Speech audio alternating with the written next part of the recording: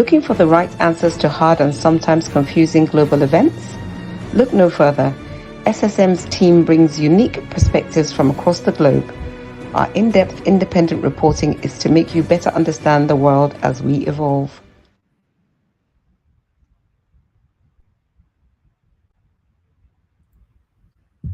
Hello, viewers around the world. You're welcome. You're welcome to our Friday news update, Global World Affairs. World Affairs news is coming live from Milan, our SSM studio in Milan, Italy. My name is Mark Godwin Iwejuwa, and yes, we're here. We're here on the second day of the hunger protests in Nigeria. The hunger protest in Nigeria has kicked off. Started yesterday, the 1st of August. The hunger protest is Nigerians reacting to situations of things economically in their lives, and now they've taken to protest. So you are welcome. You're welcome. While I'm here, I await my coordinators, colleagues from different parts of the world. But before then, let's do some recap of what is going on. What is going on is we are having, even though Nigerians are also largely divided over the choice of the protest, the protest is actually to register their displeasure with the government. But it has kicked off yesterday, started yesterday, 1st of August, 2024. And we're seeing a lot. People are saying they are protesting because they are hungry. People are saying they are protesting because a lot of governmental policies do not favor them. So Nigerians are protesting because inflation rate, they say, has made them not to be able to afford the basic things of life. What are those basic things? Water, food, clothes, medicals.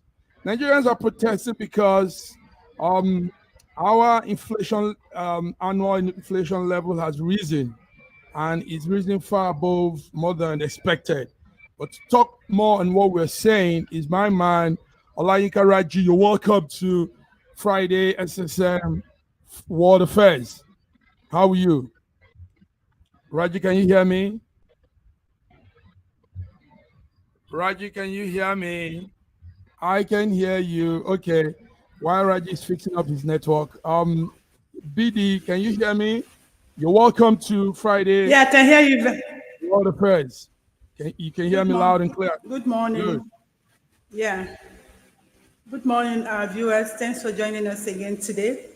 Let's do it like always. Yes, and doing it like always, it can be without our man George Chukwu from Toronto, Canada. George, you're welcome. Friday World Affairs. George also has the audio part. George, we need to hear you. We need to hear you. Okay, Raji, can you hear us now? Good morning, Mark. Good morning, viewers around the world. Okay, sorry everybody. Sorry viewers. I think there are issues. So it's me and you. It's me and you, BD. While the other coordinators fix their devices. BD, it's hot. It's burning hot. We are following from the studio here in Milan. Now, bring us to date. We are seeing a lot. The protests, hunger strike. Even though we still see that a lot of Nigerians are still largely divided over the choice of the protest, but a lot of things are happening. So, what's the end bad governance movement from your corner? How is it going like in your corner? Yeah, it actually started on 1st of August as it was selected. Yes. You know, before now, sorry, BD, let's hear George. Nigerians. Let's hear yes. George. Let's see. George, are you? Yes, sir. Is it good? Can you good. Hear wonderful, yes, wonderful. Well, good morning, Mike Godwin and BD. And Olayinka Raji, when he comes back, we'll greet him again. If you are from around the world, we want to welcome you to World Affairs today. What a massive and wonderful day is going to be on this news channel. So many things happening, like our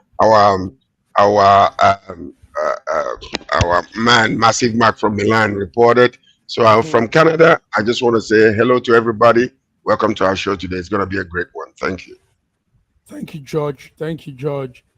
George, BD was giving us, bringing us to date with, to speed with what's happening. The hunger protest is going on live all over Nigeria. We were here yesterday, George. We were here covering that, doing our coverage. Is the hash and bad governance movement. So, BD, let's hear from you again. What's happening there? Yeah, it's actually started on 1st of August as it was planned. You will remember that Nigerians gave Nigerian government a month and 2 weeks that this protest is going to start. But instead of Nigerian government to switch into action and do the needful, rather they decided to took into bribery and dividing Nigerians. Like you keep saying, Nigerians are divided. Then Nigerians are not divided. Every Nigerian is speaking the same word. Hardship is too much. People can no longer live. What you saw is Nigerian government trying to use money to divide Nigerians, trying to buy Nigerians. It's there in the social media. The people they brought to Abuja, they left them stranded. Even yesterday, they still brought out other people. And the funny thing is that they are just paying them 5,000 naira. Now, this protest started in Lagos. People came out en masse. They were even looking for the Oro festival. They didn't see the Oro. They were there. But what you will understand in what happened in Nigeria yesterday is that the pattern of the protest was we had two patterns of protests, the North and the South. And if you see what happened in protests, you will notice that in Nigeria over the years, the Northerners have never been part of protests. So they don't understand what protest is. What they have known all their life is riots and war. So when majority of them came out yesterday with that anger, with that hunger, they were exhibiting the actions of riots. You saw a lot of looting, destruction. That anger in them was burning too much, and that is what they know. But when you look at the South, that is where you see real protest. People came out and they were protesting. And now, what you should understand is this. Whatever happened in Nigeria yesterday, Nigerian government caused it. Before even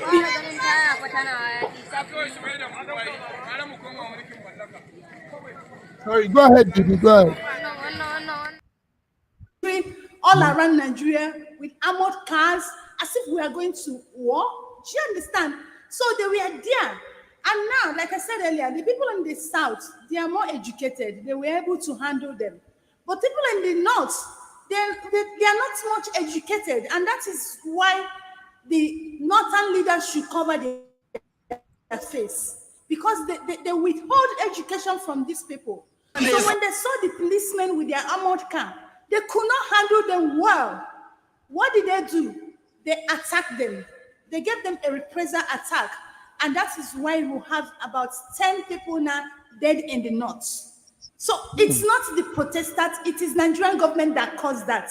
The protesters did not start attacking anyone. It was Nigerian government and their military and their police that start tearing gas on them, shooting at them, and that was why you have the number of deaths we have in Nigeria today. Bidi, you've done so well. Believe me, this summary of the event you've given, many people are listening here, and yes, it sounds real informative. But before we go on, let's bring in Raji again. Raji, can you hear us? Can you see us?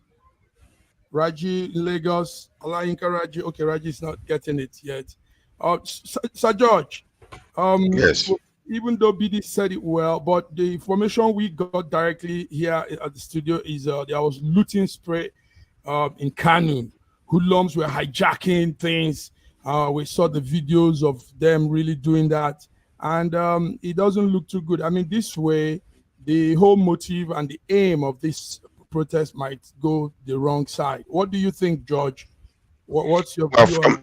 From the report that I was actually also getting, there was a peaceful protest in Kano and Kaduna actually, until a police officer was reporting, and one of the Arise News reporters was saying that some hoodlums started hijacking the protest.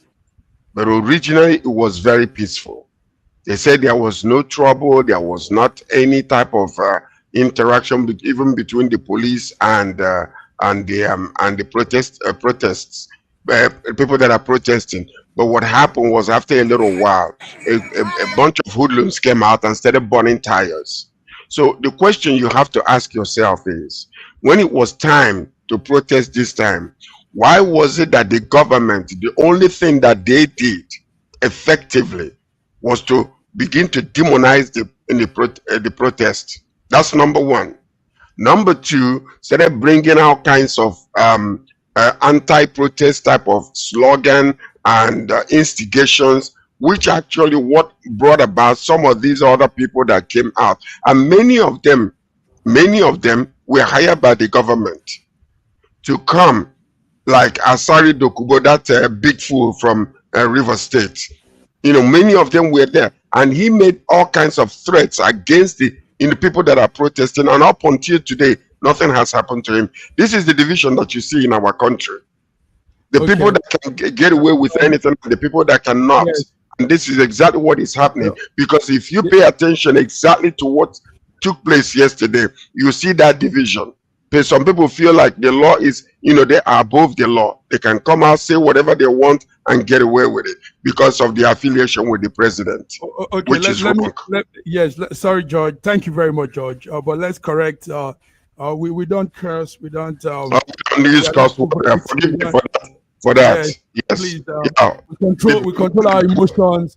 The big one from Nigeria. He has the right to whatever he does. We're not to threaten lives. He has no right to do that.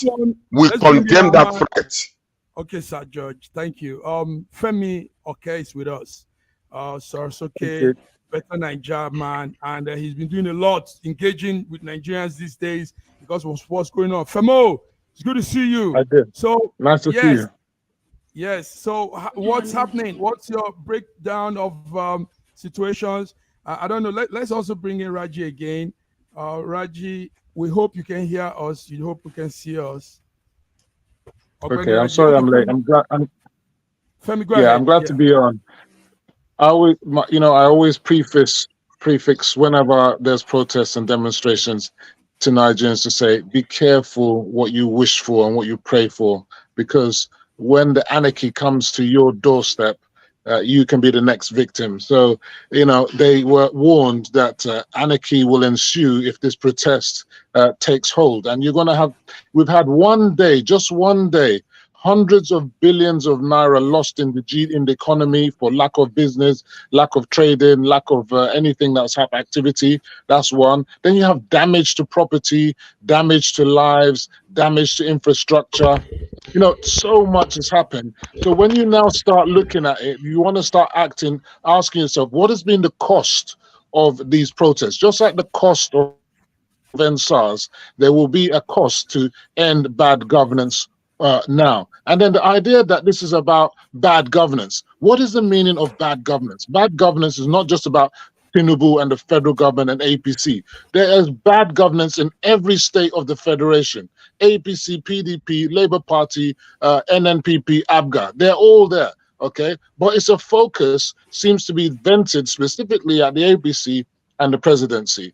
Now, then look at the demands that the people are talking about. Some of them say they want to release Nnamdi Kanu, they want the subsidies to be rescinded, they want the Naira to go back to whatever rate that they decide that they want to do.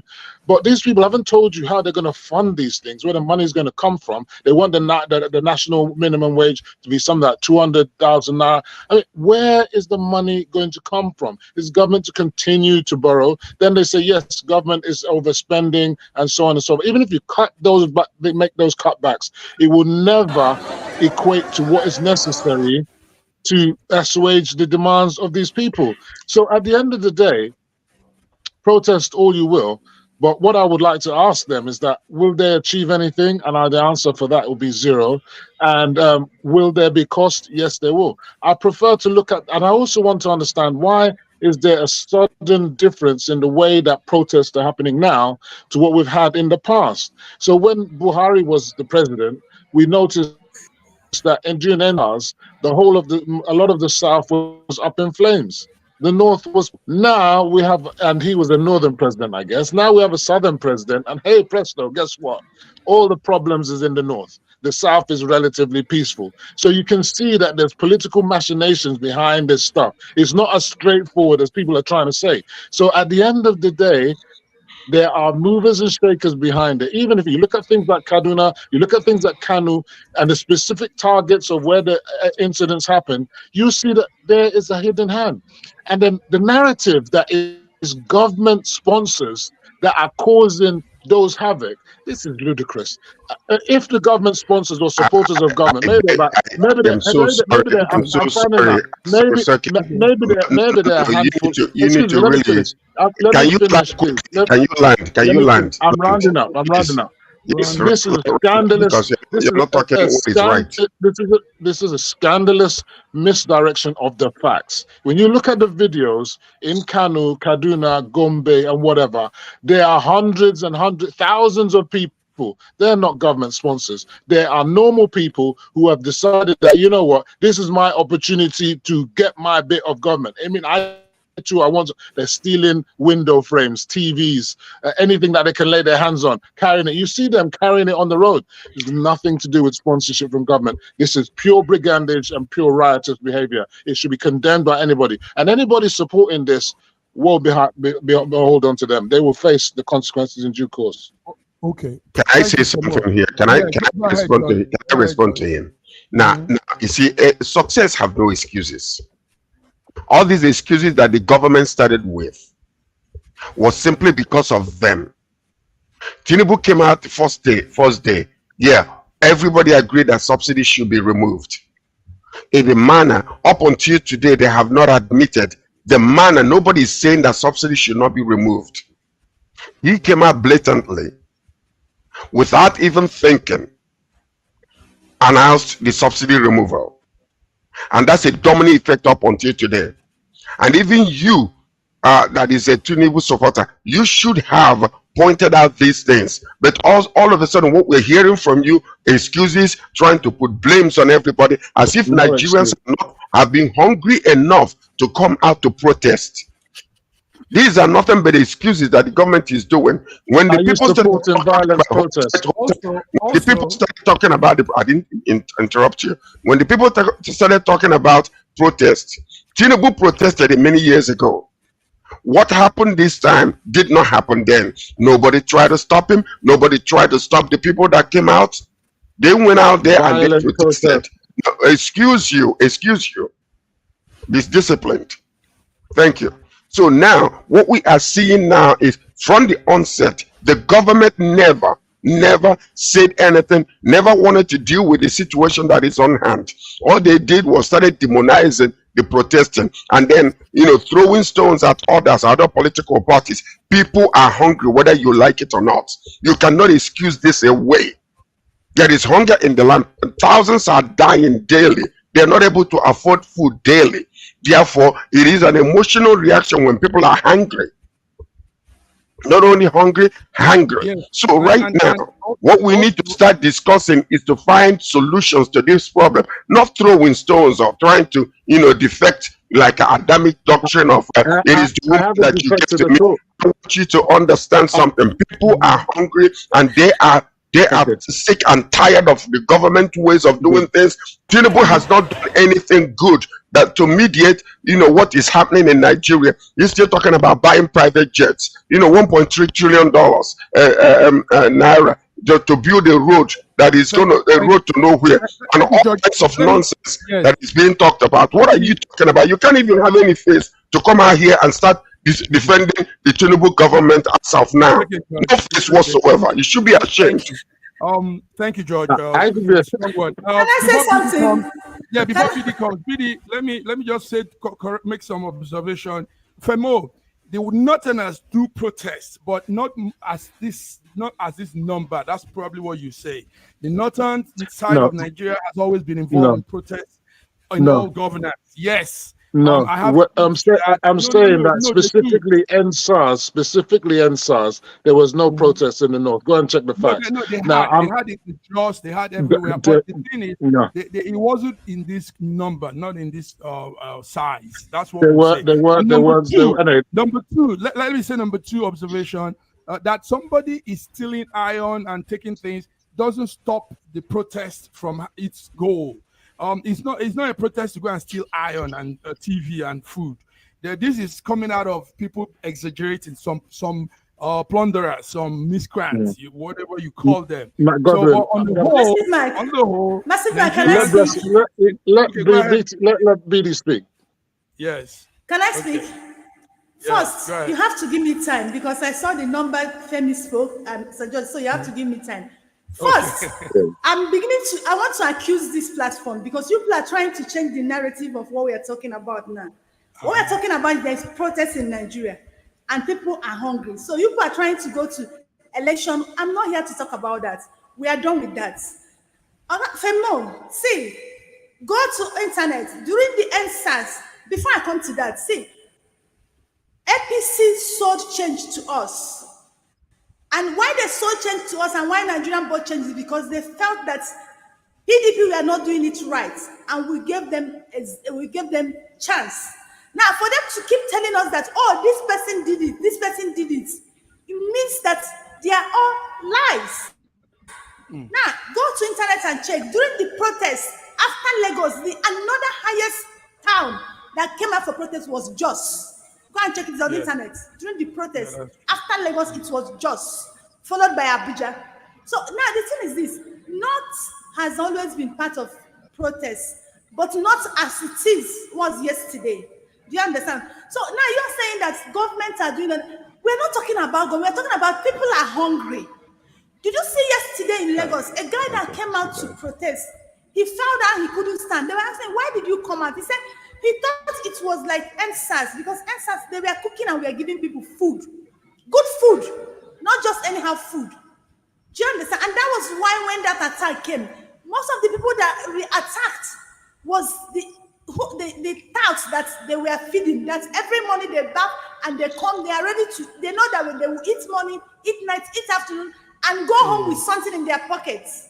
Do you understand? Now, Nigerians are protesting because there is hunger. Now, let me tell you, allegedly, instead of Nigerian government to engage Nigerians and do something, what are they asking? Reduce the cost of fuel, reduce the cost of import duties, because we are not a production country, we are an importation country.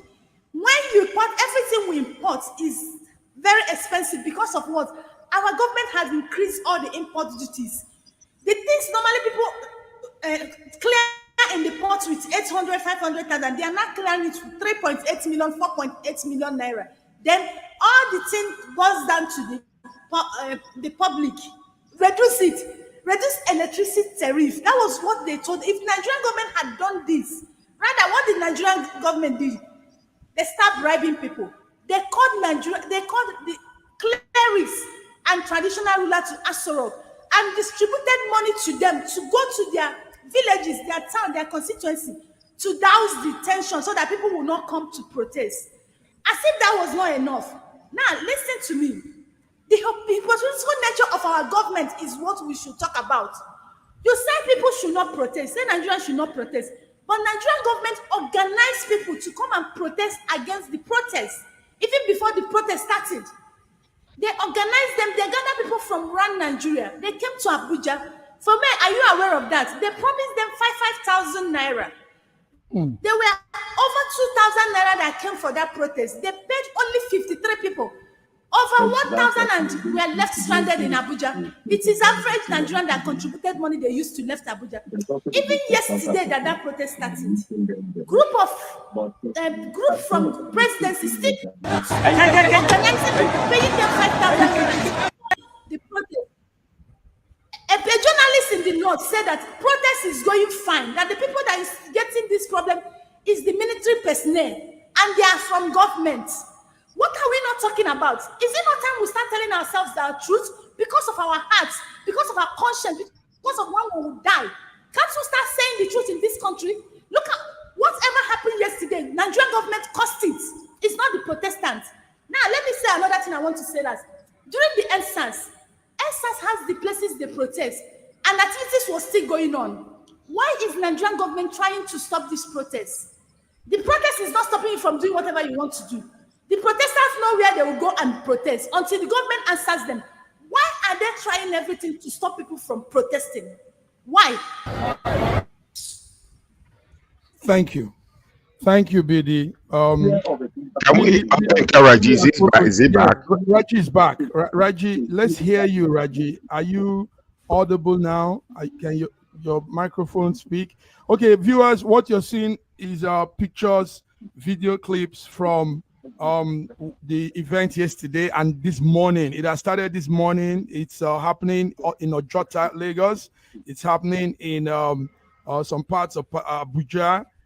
Clips will be coming in, and to take note, viewers, also we'll be hooking up with a sister station, Arise, after this broadcast to beam more of what is happening. Day 2 of the hunger protests and bad governance. Raji, can you hear us now? So, yeah, I can hear you, but it seems as if my network is very, very unsteady. Oh dear.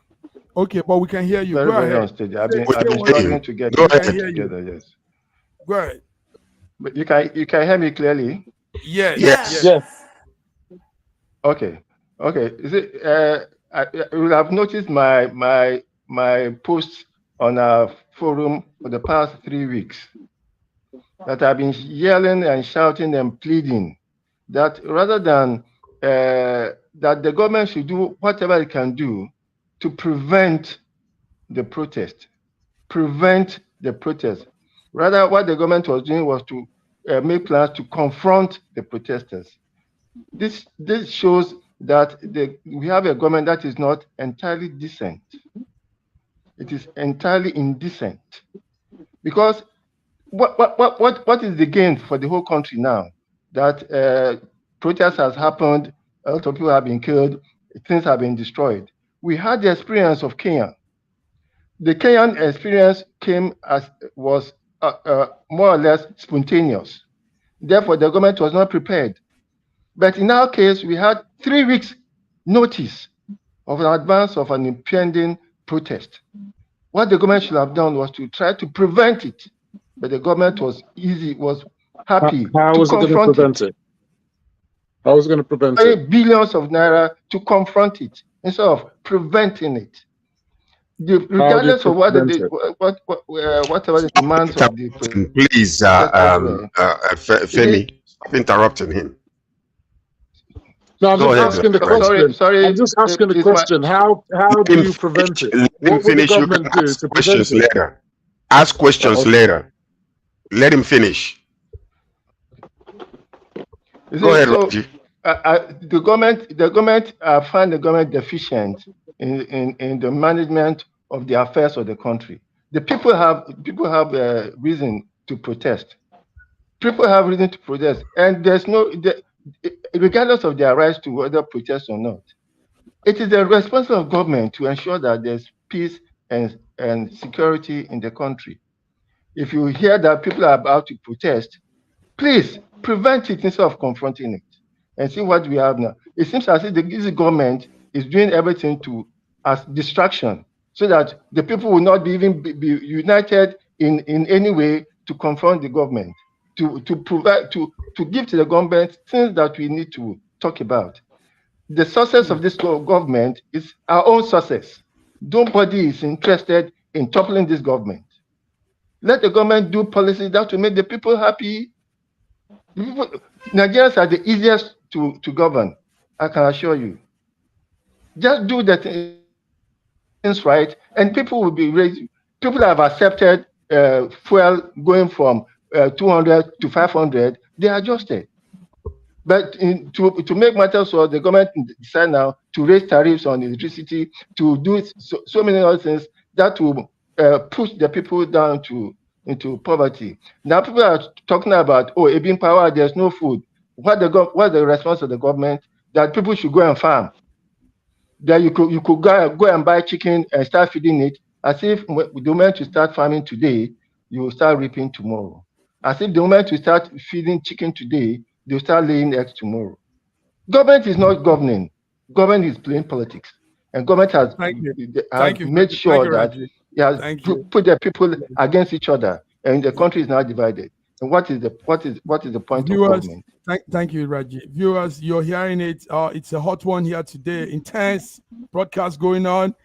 Today is normally our world affairs, but because the home is burning, we have to follow up what's happening. Femi, you were can I just yes. Good. Now, thank you. Two things. Firstly, I wanted to ask him, what is it that government needs to do? I need him to answer that question. And then finally, he says government is not doing anything, that government is expecting prices of food to just change tomorrow. That's not the case. It's saying people to go to farm. The government has actually stopped the tariffs on the import of food and agricultural imports. What's that supposed to do? To allow imports to come in so that we'll have a big influx of food at a reduced price to affect the market. You understand? However, what are the opponents saying? Oh, by doing that, you're going to affect farmers because it's going to flood the market and it's going to affect local production. So whichever way you go, you're going to lose. You understand? So at the end of the day, and that's why he said it is a limited, I think it's 100 and something days, specifically to allow a short influx of food so that comes in, people can then get the impact of lower food prices so that it can affect prices directly. So that's one. You've had local government autonomy. That's another positive. That's supposed to allow money to go from the states to the local government so that things can happen. You've got student loans. That's another thing. They've now said that Dangote refinery is supposed to be allowed to have petroleum, you understand, and to pay for it in Naira. You understand? NNPCL has been directed to provide that to them so that we can do what? Get the local refineries working. These things are not going to happen overnight. So I want to know, what is the magic that government is going to do that would have diverted this pre-planned protest? Whether it was 3 weeks, well, it's definitely going to happen. Can I answer? That's one. And the other thing, what? No. Well, you can't. I'm finalizing. I wanted to say that at the end of the day, for me, my answer, before you do your answer, is you would have curtailed protest. You would have curtailed protest. You've got curfews in Jigawa, Kano and some places now. That's because they know what protest curtail it. Have to be restricted in order for the greater good. So if you wanted to avoid the protest, it would have involved some kind of curtailment of rights. Otherwise, there's no other alternative.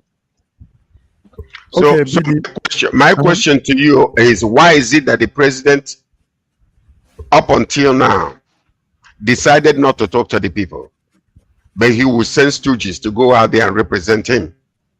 The president is the president of Nigeria. I'm with you on that one, 100%. And that was one of the failings of President Buhari, in my eyes, that he was Baba, go slow, he never spoke. And I believe that president, and I think to the point that maybe announced a national broadcast, on Wednesday or on Tuesday, we could have possibly forestalled this. You understand? I do want to agree with you. And that even till now, after what happened yesterday, it is over time that you should even have another one to say, look, after what happened yesterday, I'm pleading to you, he should definitely do that. And those who are advising him not to do it, or for whatever reason he's not doing it, it is really bad governance in this sense. I agree with you. Bad advice. Okay. Can we have our sister here say something? Let me. You said, what can government do that will change things drastically? What government will do that will change things drastically? We recently noticed that Nigerian government is still paying for subsidy, whereas Nigerian government have removed subsidy and people are dying, suffering for it. Let them reduce the cost of petroleum in Nigeria today. Let them reduce the tariff in electricity. What you said that Nigerian government have removed duties and tariff. Nigerian government on July suspended duties and tariff and taxes for the imported goods, some imported goods. And you know how Nigerian government work? They will come out and make lip service. They have said it, but as of today that I'm speaking with you, that thing has not been implemented. But they will say it to douse the tension, to tell the people, oh, we are working. if you check when they made that statement was on 8th of July. 8th of July till today is almost getting to 1 month. It has never been implemented. Let them implement it. These 3 things alone, let them do it. Nigerians will go home. Things will fall into place. Yes. All right, viewers. Thank you very much, Didi. Let's do a small break. Can I add to that before you go, Massive Mark? Okay. The government is expecting people to sacrifice. The government, you know, a dead fish when it starts thinking from the head. If there is any sacrifice to be made, let it start from the top. Because if they continue spending and bringing all these billions of naira they are projecting and putting into unnecessary things, especially at the the situation that is in Nigeria, they are not doing it. Don't expect people to sacrifice when you refuse to sacrifice. That is one of the things that they need to do. Let them show with example so that people can follow. Like Olayinka Raji said, Nigeria is the easiest country to govern when you know how to deal with the people. And that's one of the major problems we're having today. Thank you. Thank you, George. Profound statements here I today. agree. I agree with George. I agree with George today on this one. Mm-hmm. You agree today, yes. Viewers, let's take a small break. We'll come back. Don't touch that. Thank you. In a world where news flies around every minute, you need the ability to relate and connect with what matters and stay up to date. Schengen Story Media News Echoes program is Africans in Diaspora and at Home's leading English news network, one of the most trusted, respected sources for news updates on current affairs as they affect global Africa.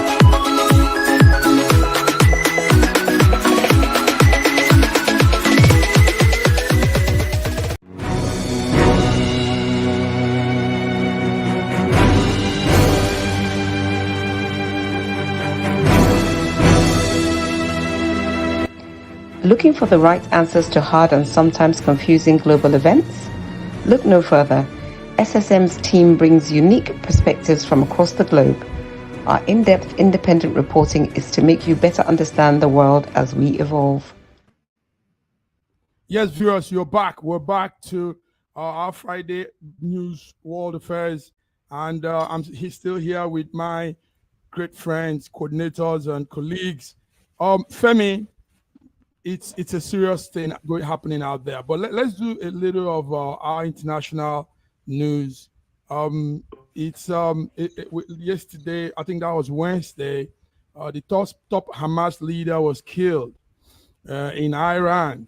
That's Ismail Haniyeh. Ismail Haniyeh was down. Hamas top man. Now accusations are on Israel, and Israel. Some people are saying it's a raid in his place in Tehran. Who has the story on that? Anybody has the story? Well, look. This is part of the Israel's power to do whatever it likes, unrestrained power to do whatever it likes. In diplomacy and in international relations, there are certain things, there's certain no's and do's and don'ts. Going after political assassinations of politicians, if you like, is not really allowed. You understand? But Israel, they do whatever they like. So the guy that was killed in Tehran, he went there for the inauguration of the new president of Iran, and he was assassinated. But 12 hours before that, they assassinated a Hezbollah top military leader in Beirut, in southern Beirut. So you can see that what doing is they're ramping up the prospect of expanding this war, because you've gone into Beirut and bombed in there, so Hezbollah are going to want revenge. Then you went to Tehran and bombed someone who was there as a visitor in Tehran, so they're going to want revenge as well. So at the end of the day, that guy that they killed was one of the negotiators that was trying to negotiate peace, to trying to get the hostages free. Now he's killed. All that talk of ceasefire is off the table now. So the war will ramp on. More innocent Palestinians will die. There will be no peace in Palestine. There will be no peace in Israel, and the war will expand. This is not a good look for the world. And so, to me, I think and it also shows that Netanyahu doesn't care about what the Americans said. He didn't give them advance warning. He didn't tell them anything, and he did what he wants, anyhow he likes. So we got a big problem in the Middle East. Yeah, Hezbollah leader says. Can we talk about the bomb that killed 12 children that actually inspired these people to go after them? Okay. Can we just talk about what we have seen so far? What we have seen so far is this anti-Israel type of narratives. This whole thing started because Hamas went into Israel, kidnapped and killed people, and still holding some of them hostage today. Let's talk about and condemn such stupid acts that they are doing that is bringing about a reaction and response to them. Before these particular leaders were killed, 12 children were killed in the soccer field where they were playing. Come on, what are we talking about here? Are we going to stay on one side? Go ahead. No one is condoning any form of killing. But I want to ask you, how many Palestinians need to die before it's enough for Israel? Now, the people that died in that still out there, that died, the 12 children that died. It is unfortunate, and to me, any loss of life is unacceptable. Hezbollah, this is strategic when you think about it. Hold on, Hezbollah are claiming that it has nothing to do with us, with them. Sorry, not us, with them. But you got to understand that the people that were killed weren't actually Israelis.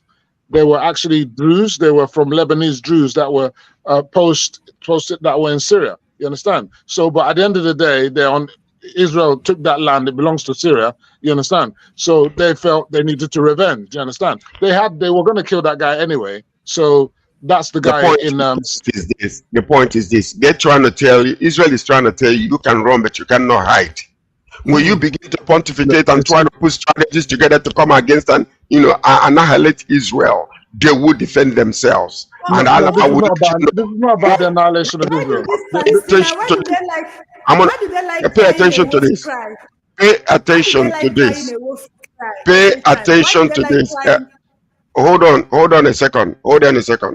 You come, you beat up a child, you say don't cry. You come, you take away their toy and say do not cry.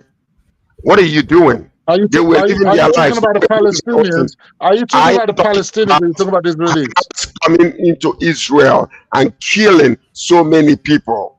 So what they are trying to do is to prevent this from happening again. And I do not want the war ended yesterday. How many is enough, George? How many is enough? How many dead Palestinians is enough? Why is Hezbollah? Palestinians? Should we kill all of them? Let's just kill all the Palestinians. Let's just kill all the Palestinians. Okay, you come against me, I'm going to defend myself with everything within me. I don't have to let you know. You're right. You make a lot of sense. These Palestinians should stop crying a wolf cry every time. They will always be the one to. And when because you're in Lagos. Because you're in Lagos and you're not got bombs coming down on you, you can say what you're saying. If you were in Palestine and seeing what's happening there, you won't be saying what you're saying. Coming at the right time is our man Godwin Ibe from Moscow, Russia. Godwin, you're welcome to. Don't worry, the bombs are coming for you, BD. Let your own bomb go. Yeah, gentlemen, please let's hear from Godwin. Godwin, can you hear your audio is not picking up yet. Okay. Godwin has come in. Thank you for having me. I hope I'm audible. Okay. Yes, now you're audible. Yes, you came at the right time because the next agenda is we talking about a historical prison swap. We've never seen like this before. 24 prisoners were freed. Russia and the West have done something that the world has never seen since the Cold War. Raji, are you on that story? 24 people were taken from different parts of Europe and America, and the White House said, I think out of them were 16 from the United States. And now also the Russia side had to give back all the prisoners they had with them. So who has the story? 8 Russian prisoners released, 24 from the West. Anybody with that story? This is really a major breakthrough. Russia has freed all the what that Wall Street Journal, Ivan Gashkovich, Yeah, Ivan Gashkovich. former U.S. Marine Paul Whelan, as part of a massive swap with about 26 prisoners from 7 countries. The deal is the largest since the Cold War and was actually mediated by Turkey, MIT, and some of these other people. So it's incredible. And this is a major breakthrough, but tells you that with diplomacy, things can happen. And that is the reason why I am hoping that this that just took place might be a precursor to ending the war in Ukraine between Russia and Ukraine. Hopefully, but through dialogue, that something will happen very soon and stop the war with with Hamas and Israel, so we can have a little breather, around the world for a moment. With all that is going on with the weather and everything else, it's too chaotic around the world with the wars and the weather attacking us left, right, and center. So, but one of the major things that actually took place here is that Joe Biden is out, is going out, and this is a major breakthrough in his presidency to be able to negotiate this massive prisoner swap at this moment after he's already finished his campaign and stepping out. So I think it's a great one. Recently, our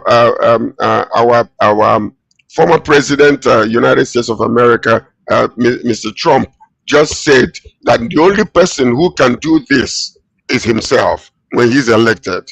So this is really like a shot on his foot, one of his left foot. I think one of them toes fall off when they gun shot. Thank you, George. So that's what it is we have here. Good update, George. Thank you. Is there anything from the Russian side? How does Russia see this? Yes, it's a very good feat of diplomacy. Congratulations to all sides that have gotten back their citizens. But it also shows much more sacrifice that Russia has shown in good faith by allowing more of the Western people, 16 to 8 of their from their side, making it 24. But this happens almost monthly, weekly with Russia. Russia has a good attitude of agreeing to release other prisoners for their. It's actually a very regular thing for Russia to do. Russia does this with Ukraine yes, Russia does it with Ukraine, even though a war is going on, they do it on a monthly basis. They exchange prisoners on both sides, sometimes 50 up to 50 at once. So for those who are not used to it, it may seem like news, but if we recall this current Ukrainian conflict, when Yanukovych was overthrown before taking over Crimea, there was a deal that was struck between Russia and European Union before the Maidan protest. So you can see, and in that deal, Russia agreed with Yanukovych that he was going to organize an election and leave power if he loses. But then there was that Maidan protest that led to the annexation of Crimea and the leading bombing of the Donbass residents and the conflict we see in Ukraine today. So there's always from the Russian side that first diplomatic route, and then when it doesn't work out, and then they obviously show you that the other side is also possible. Wow, thank you, gentlemen. Let's go.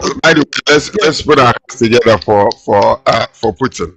I really like this what he did. Yes. Okay, that's Putin or for Putin or for Biden. But now all the way to South America. Both leaders. Yes, all the way to South America. South America, Venezuela is burning now. And somebody said something earlier on in our group chat. America is interfering. We don't want this. Now, opposition candidate Edmundo Gonzalez is being taken as the official winner. And the other man, Maduro, is just maneuvering, trying to stay in power with all he can do. So this is causing some chaos in Venezuela. The people suffers. Raji, you follow this international news. What's your take on Venezuela? Yes, please, is my audio good? Because Yes. Video spectacular. Okay. It's a usual American meddlesomeness in the affairs of other countries. America has meddled with Venezuela so much that Venezuela now, with probably the highest storage of crude, is actually in penury. Yes, actually in penury. You see, it is very, very unfair for America to go on meddling in the affairs of other countries. Let the Venezuelans choose their president and let the country live. Let the country live, please. Let the Venezuelans choose their president and let the country live. Can I comment on that one? Is there anybody else choosing? What I want to say is that what happened in Venezuela has direct relation on what happened in Nigeria, because guess what? Maduro claims. Give me a chance, George. Maduro and the Venezuelan Electoral Commission claimed there was a technical glitch with the uploading of data up to their server. So at the end of the day, he declared himself victorious, and people are saying they want to see the result sheets. And this is exactly the same sort of situation that happened in Nigeria, is it not? And guess what? At the end of the day, the Americans said in Nigeria, welcome Tinubu, but in Venezuela, they're saying, no, we're giving it to the other guy. So that should tell you something there. We can call them interfering in other people's politics, but clearly, if we feel that they've got an agenda or they're genuine, why would they do one set of things for one lot of people and do another for another lot of people? So I'll leave it to the audience to decide. Yes, before you speak, George, what you're seeing there, viewers, on your left hand, it's Maduro, the man that says he won, and on your right hand is Edmundo Gonzalez, and this is the American pick.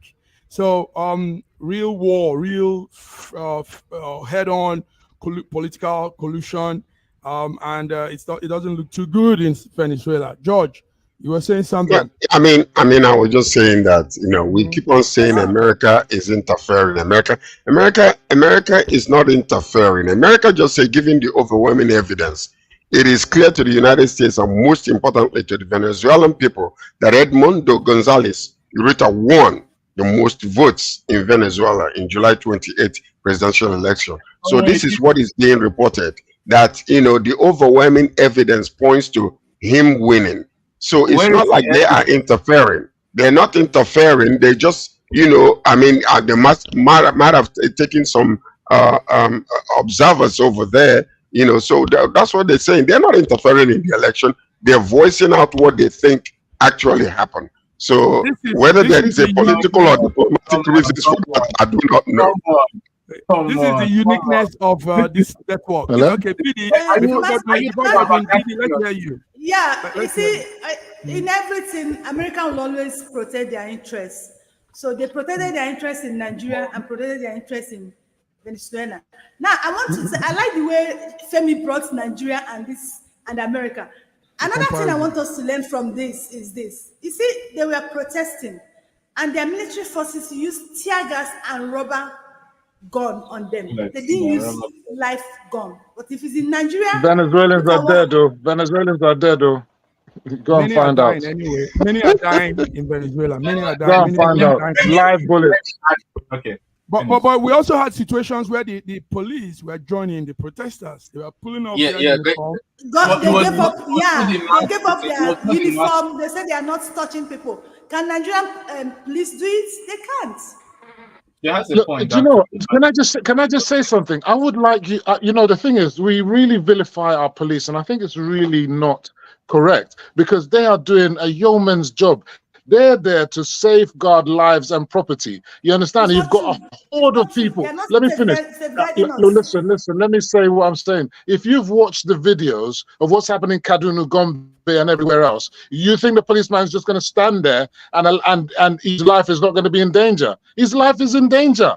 And so at the end of the day, if they use tear gas as a first point of call, that's fine. But if they then feel that their life is in danger, the next thing they're going to use is live rounds. Now, if they don't use that, then you're going to have the military. The thing is, if this protest doesn't calm her down, trust me, the military will be coming. So if you think that the police are bad, wait till the military come. So the thing is, we shouldn't make I believe in protests, but protests mustn't be violent. Okay, If once protest becomes violent, we got a problem. There's no reason why military should come in. Nigerian government made it violent. Okay, We should be very It was careful never violent. inviting military Nigerian into our government made it domestic violent. affairs. Please let me come in before we change the topic. We are speaking about Venezuelan election, and Sir George said something that made me almost go bonkers. That he has evidence. America has evidence that the opposition won. Where is that evidence? Other than speculation in vested interest, speculation according to interest. There's no evidence. What we are saying is that okay, Femi rightly said. There were glitches, there are PVCs, there was no immediate upload. Okay, this is a fact, and can lead to speculation. But there's no evidence that says that it went this way or the other. So for you to come out and say that you have the result, I think it's wrong. It's absolutely wrong. It's not correct. Also, remember that European Union wanted to also release a statement condemning Maduro, and Hungary vetoed it because they lacked evidence, and he saw it as interference. This is when the EU wanted to do the bidding of the United States, or the bidding of the United States in condemning Maduro, but Hungary vetoed it, saying they do not have evidence and it's interference. So this is even an EU member saying, yes, I have access to the intelligence, and we really do not have evidence. So I think the idea of ruling in one way or the other is wrong. Also, it's clear that there's double standard in Nigeria case and Venezuela case. Let us not forget that Buhari was seen as a paragon of excellence in democracy, according to United States. Exactly. That's when you see Buhari, you've seen democracy. That's what the United States say. You can see no better example once you look at Buhari. That is what the United States say. Let us take this judgment and these cases to understand, reshape our idea of how geopolitics work. Nobody is in Nigerian interest, and nobody is in Venezuela interest. Let the Venezuelans choose who they want without external interference. Nice. Yeah, So what you're calling interference there is because they say because due to overwhelming interest or overwhelming evidence. No. What are I'm you? calling, No, now that's what.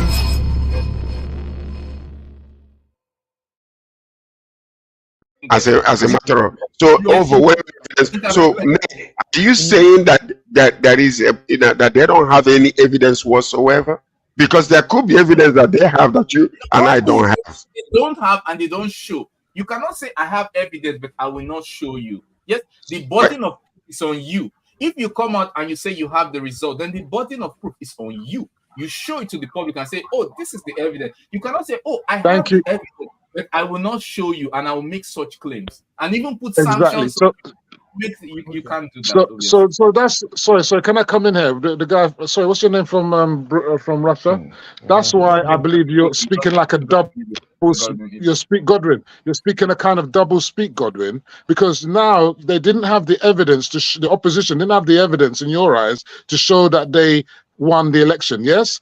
Where is the phantom stolen? Hold on. Where is the evidence of the phantom stolen mandate in Nigeria? It doesn't exist. Same way. So if you can say that, because all of a sudden you're trying to say US are playing double standards, but now you see you're saying the same thing. No. You're getting it wrong. I have never said for once that anybody's mandate was stolen. Please don't quote me wrong. I've never said that even once. What I have always expressed here on this show every time was that I am disappointed in the electoral process because of the non-immediate uploading of results. Like in Nigeria and Venezuela, that is what I am disappointed about. And I've also said here on air that it is good for voters to believe in the electoral process. It is the duty of the electoral committee to make the people believe, which is obviously this was unsuccessful in Nigeria and unsuccessful in Venezuela. This is my position. I have Godwin, I'm bolstering your point in that they do have the evidence should prove. That's the point I'm making. Yes, and I'm saying that where is the evidence of in And you say Venezuela I've and in double Nigeria standard. of the stolen mandate? It's just all I'm saying. Yeah, but I have never said double standard here. I've quoted that the same thing that applies for Venezuela applies for Nigeria. Show the evidence. While all these occurrences are happening in the world, remember the Olympic is going on in Paris, and there are updates coming from there. Also, what is that? Goodwin, is there anybody that wants to say anything about the Olympics? Do you have any? Yes, Yeah, I was in France. So I was in France and I watched Nigeria. We lost gallantly to the Spanish team. That was a sad one. But we hoped that we were going to win against, I'm talking about the Falcons now. And I hoped we were going to win against Japan, but we lost that one 3-1. So we're out. And the D Tigers also lost against, that's the basketball team. They lost against France. So there's one thing that's happening now that's really going on in the Olympics. Is there's a bit of a scandal between, in the boxing, the female boxing. There's an Algerian boxer who defeated an Italian boxer who she decided to throw in the towel because she said that the Algerians punches were too tough and that they're thinking that her testosterone are too high. She must be a man, but really she's a woman and she couldn't take the beating. So now people are complaining that some women, maybe like the African women, have got higher levels of testosterone than the European ones. I don't know. No, it's the power of fufu. It's the power of fufu. The power of fufu. Good update. Good update from France. Good update from Paris. There's small news also. Help us out. There's an allegation. Do you want to finalize on what's happening in Nigeria? Do you people know that some of the people who are supposed to enter for this Olympic did not enter? Are you people aware? What? Yes, in Nigeria. Like Nigerian national champion in the women 100 meter that's supposed to supposed to enter did not enter. Why? And now our inability to do the things right.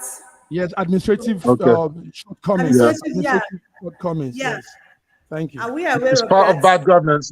Part of bad governance. Of course it is. Yes, it's part of it. I'm agreeing with you. Nice. I'm agreeing with you. Do you want to update on what's happening in Nigeria?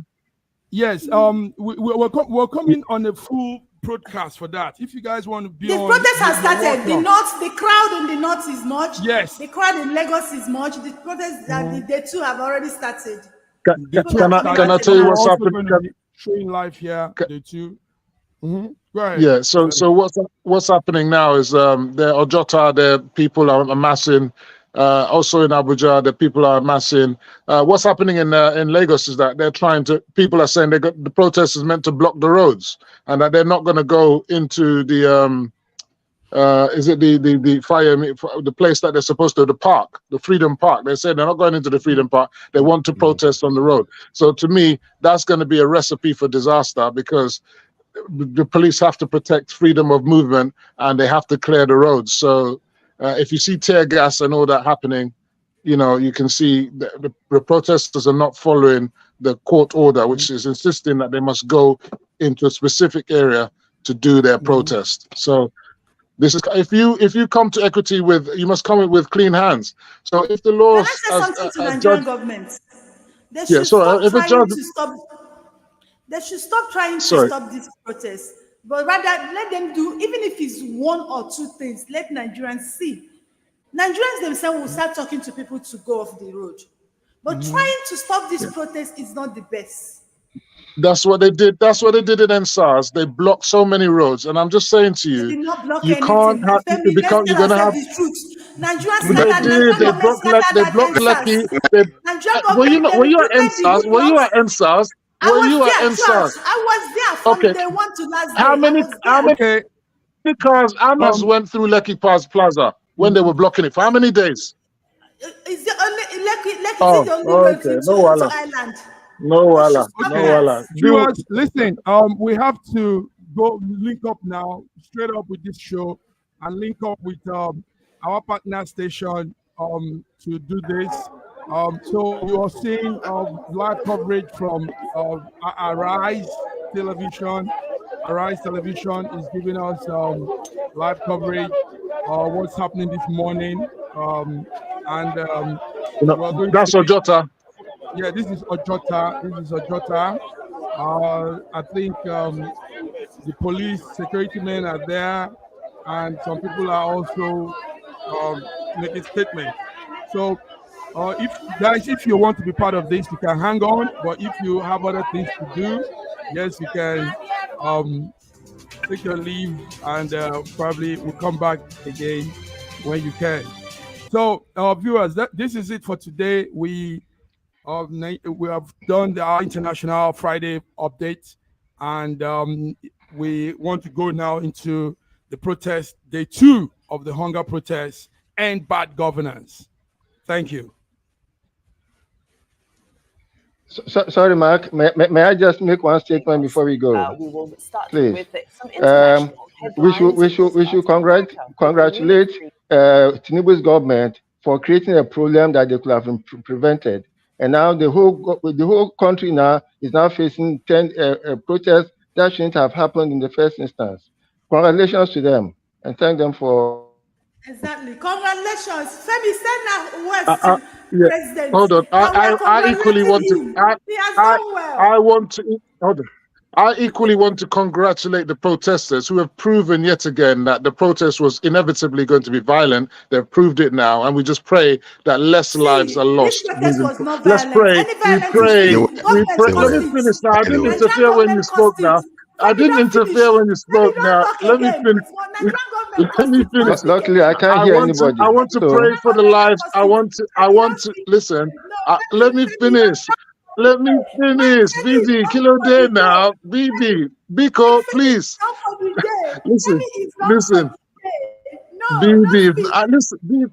BD, I want to pray. I want to honor the lives of the dead protesters. May their souls rest in peace, and may we not see many more lives to die needlessly in the forthcoming days. That's the honest truth coming from my heart. Okay. The truth of the matter is that if the protesters came out and said, give a signal, we are going to do this for 10 days, and the government wanted to engage them in a civil manner with diplomacy and with talks, it would have been better. What you're seeing today is the demonization of these protesters, number one, and then also making sure that they bring every anti-protesting guru out there. You know, the Oro Festival, you know, Asari Dokubo, the big boy from Rivers or whatever where he's from, and all those type of things. All these things that were being done was being done against the protests rather than appealing to them or working with them. They started, you know, up until today. We know what happened in Lagos. We know what happened with Oro. It happened during the election, and it's still happening today. George, there's something you've not heard. Vice President called us idiots.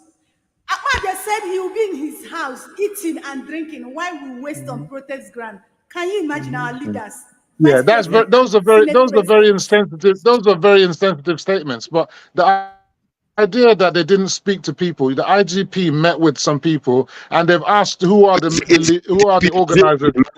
Who are the organizers? They remain faceless. They don't want to make themselves known. They want to stay on social media because they know that if they come out, there's a responsibility that they're going to have to account for. So they have tried. The government has tried to meet with them. The government has tried to meet with them. What you just said. Now, let me tell you, Femi, they are not looking for the organizers to converse with them, to talk with them. They are looking for them to bribe them, and when they refuse to collect, they will not threaten them and do what they know how to do. That's what they are doing for. And that's how you feel. What is happening in Nigeria now, we don't have organizers. Everybody's hungry. People are dying. So there's nothing like organizer. Nobody's telling you that when you go to the market, and 1 kilo of yam is 17,000 naira. Nobody's telling you. BD, why aren't you there protesting? Add something, please. To this protest. Protesting is. I can't say I'm against or for protesting because you can't stop people from protesting when things go really, really bad. I mean, you cannot make life so difficult for them and at the same time stop them from protesting. And obviously, if 1,000 people are going to protest on the main road, is the road not going to be blocked? Are these spirits? Are they going to protest in the football stadium? Or are you going to give them tickets? Yes. Even the football stadium. Yeah, okay. If they will protest in a football stadium, would they not be obstructing the match that's supposed to go on there? There's no way. There's no match. Well, would there not be match? If they're going to do this for a couple of days, is the stadium going to be no out? Match. No, I'm just saying. Yes. Just get my point. Get my point. Don't be too defensive. I'm just trying to be logical here. I'm saying you cannot. Life cannot be so difficult for people. They have no other way to vent out their anger. They cannot commit crime. I'm not saying those that there are some that may have. I'm saying the generality, generally speaking. You can't stop them from protesting. Now, if they are going to protest and they are in sufficient numbers, how can they not be obstructing something? Even if it's the match they're obstructing, even if it's going to be the cars, even if there's something they're going to be obstructing. And if they're not obstructing anything, for example, then it means that there's a lack of utilization of that thing that they're not obstructing. Because whatever they're not obstructing with such numbers should have been put to good use. So I'm just trying to say that the government and the people should find a way to dialogue, because their concerns, there's no doubt that there's high inflation. There's no doubt that standard of living of people is disposable income is that low now. There's no doubt that some of the statements made are insensitive. But there has to be that dialogue. You can't stop them from protesting. At the same time, you cannot just sit in your house and be eating good food and rubbing it on their faces that, there's nothing you can do. I mean, it's extreme. It's too extreme. Yeah. This type of attitude, hold on a second. This type of attitude, this type of blatant disregard for the people's feelings, like what Senate President just said. Those are the things that fuel a lot of anger, a lot of people. And this is why you see that all of a sudden one day you will see something that will happen in that country. And then people are wondering, oh, what happened? Why did it happen this way? But these are the little blatant disregard for people's emotions, people's concerns, and they just speak as if they have no objective reasoning sense whatsoever. You are the Senate President, and you say, I'm going to sit in my house, I'm going to be eating good food, and you guys are going to be out there. What kind of attitude is that? This is the same man who went and did his birthday in a stadium using our money, or whether the money he stole. That was reckless. People are dying of hunger, and you're there, just doing whatever that you want, and that is what is happening today. Yeah, I put a question to Femi. How do you expect them to obstruct something when they come out in such huge numbers? I'm glad that you asked me that question, because I'm going to answer it for you. I live here in the UK, okay, in London. We have had tens of thousands of people protesting on a weekly basis in central London because of the war in Palestine, okay?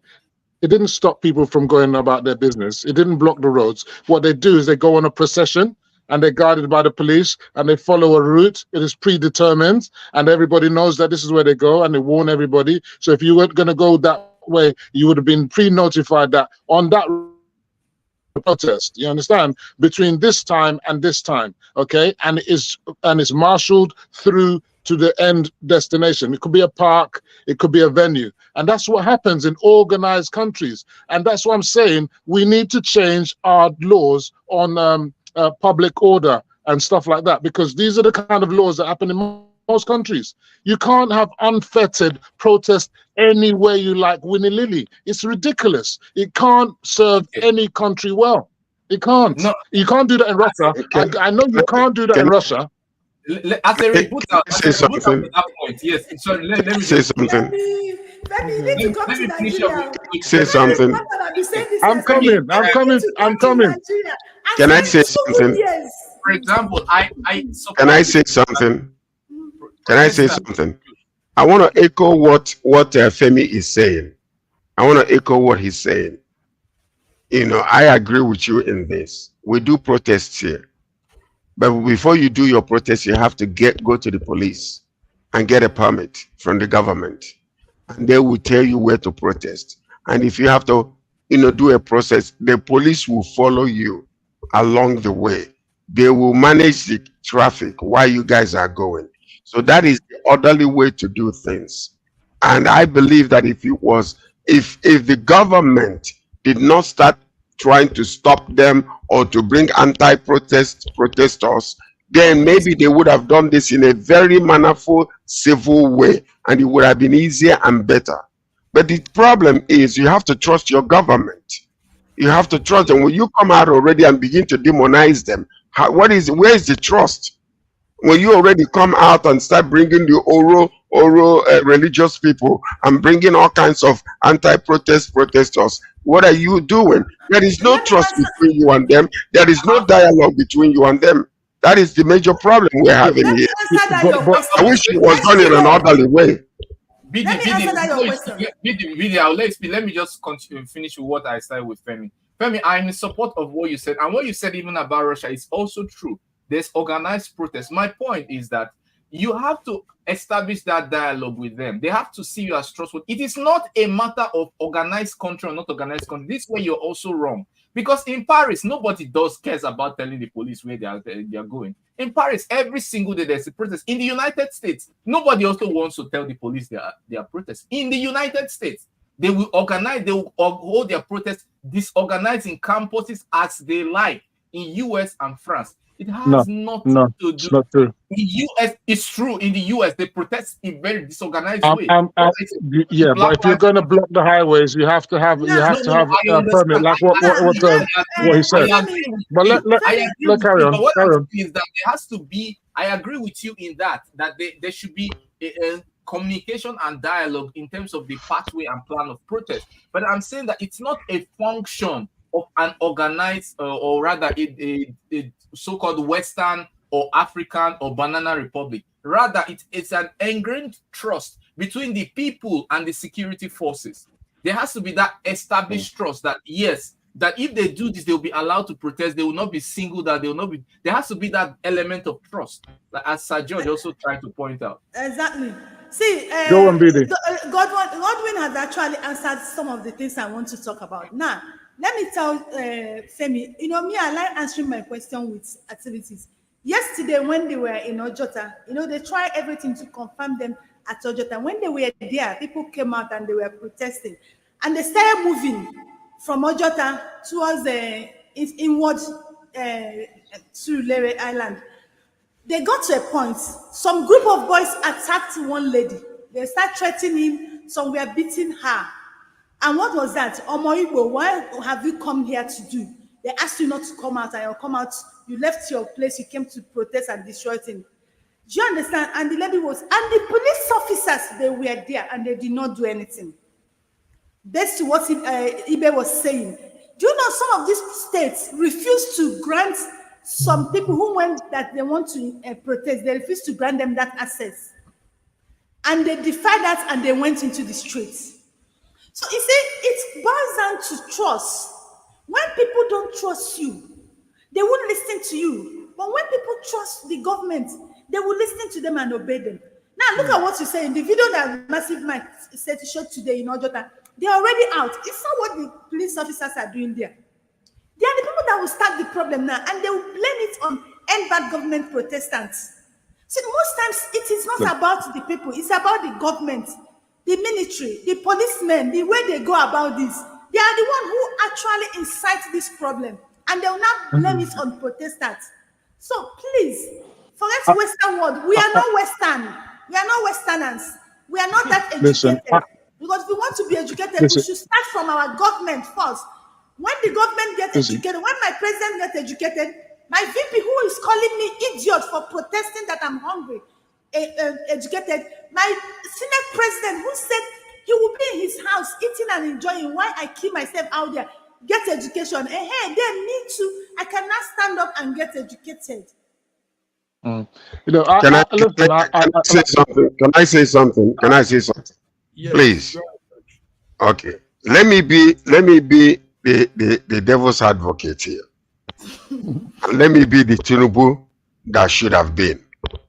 Fellow Nigerians, in our democracy, the right to be heard is fundamental. I assure you that your voices matter and your concerns are taken seriously. Peaceful protest is a constitutional right. I am committed to ensuring that every citizen's voice is respected and considered in our nation's journey towards progress. I want to thank you for going out there to protest, which is your constitutional right. But I am also listening to your concerns, and I will endeavor to answer those questions. I would like you all to go out there, if you decide to, protest in peace. Let the police who have provided for you, the police officers who will actually protect you and make sure that everything is done decently and in order. I want to thank you. I am your president, and I will endeavor to ensure that your concerns are being met. I will also ask you to be patient with me, because what I inherited from the former government, though APC government, is still, we are still working on it. Your concerns is our concern. When we succeed together. Please, let's not destroy properties. Let's not go against the rule of law in our country. This is the way we want to protest. I am with you all the way, and I will remain with you until I finish what I started. Thank you. I am Mr. Bola Ahmed Tinubu, your president. Thank you. I'm getting a ticket for 2026. No, Martin, hold on, let me answer now. And you end with, hold on, and you end with God save the Federal Republic of Nigeria. But let me just say to you, all what you said is fantastic. All what you said is fantastic, and maybe you and I should become the speech makers for the president of Nigeria. Yes, but do you know what? The issue is that, you see, this is where I have a problem with Nigerians. All what you said is fantastic, but you're speaking to the minds of people that are not listening. The idea that these are peaceful protesters going humbly to protest, I'm just telling you, is not reality. And you are from Nigeria, Bidi. When you go on a protest, you go there. Hold on, let me finish. I'm just saying my own. The people there are not going there to protest. They're going there. I'm going to show them. We want to destroy this. That's the attitude that they're going to. Many of these people are uneducated, uninformed, especially in the north. They haven't got food. All right, we're going to just go there. We're going to show them. And they'll do mayhem. And whatever you say as a president or whoever, they're not listening to you. I haven't got any food. I can't eat. I don't this. That's all they're concerned about. So that's the issue. Now, but what the issue is, gentlemen, if you don't mind, we could listen to the IGP of police, the police IGP, and hear what he's saying. It's a live broadcast. We could just hear him, then we'll come back. Listen, we're here today. This is what we're doing, and viewers, you're tuned in. So let's hear the IGP. And cooperate with the police and other security agencies during this challenging period. Your safety is our top priority, and we will continue to take all necessary measures to ensure continued peace and stability in our country. Well, Publicity Secretary. That's it. Yeah, I heard him before. He spoke before. Honestly, yes. What Femi said, fairness to the South. You see, this protest is going the way Nigerians want it to go in the South. It's been peaceful. Like I said earlier, what we are seeing in the North is what we have built over the years in the North. These people lack education. They don't even know the meaning of protests and riots. What they have come to exhibit is act of rioting. Do you understand? So the northern leaders should take responsibility of what is happening. But if you look at in the South, we are doing peaceful protests. How it's supposed to be. So you will not for now. If anything, that see what the IGP is saying. It is the Nigerian government that is trying to spoil things, not Nigerians. I'm telling you, Nigerians are with President Bola Ahmed Tinubu. They just want him to do something differently. Bidi, I can maybe believe you, but let me tell you something, Bidi, you're in Nigeria, and I'm just telling you, there are miscreants, area boys, Agbero's people, they're just waiting for that opportunity to just go out and unleash terror. I'm telling you, they're waiting right now. So any little excuse in the South that will give that spark, man, it's going to go up the same way like the North. They're just as crazy. It's just that right now, most of the leaders have told them, hey, you guys will take them easy, Go to the Southeast, not in the Appendale. They are eating akuko chicken and ikobi. They're not even bothering. Anyone where you want to do, make you they do. They know they do anything. For the South, people, that was what's my happening in the proposal. South? They should Let me not tell get you Lagos. involved. Let me tell you why Lagos hasn't blown up, and I'll tell you why it hasn't blown up. You know It's too. Lagos hasn't blown up for two reasons. You know why it's like that in South? I know why it is, but I want to talk about You know why Lagos. it's like that in Lagos, Southeast? I know why it's. But let me just say Lagos, then you can talk about Southeast. Do we hear Lagos, from yeah? The governor of Taraba State? Oh, go ahead. The governor of Taraba State is. Go ahead, and Bidi, you can tell us about the Southeast after. Okay, I'll keep quiet. Thank you. Sorry. I will make sure that we do all that is necessary.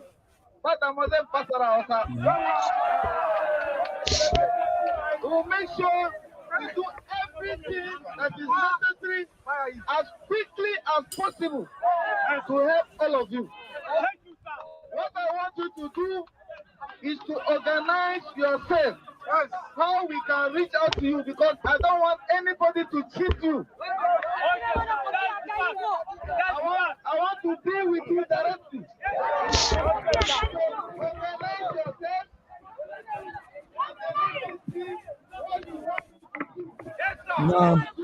Now, these are just 5 minutes sugar-coated words.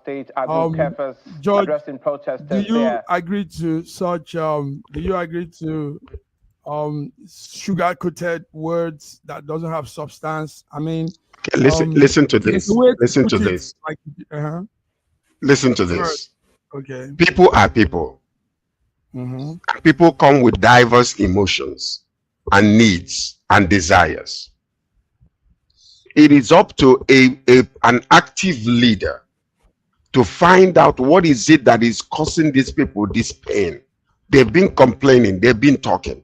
There are ways of appeasing people. If you can't win them, join them. There's a way this could have been done. You would have seen masses hailing Tinubu today.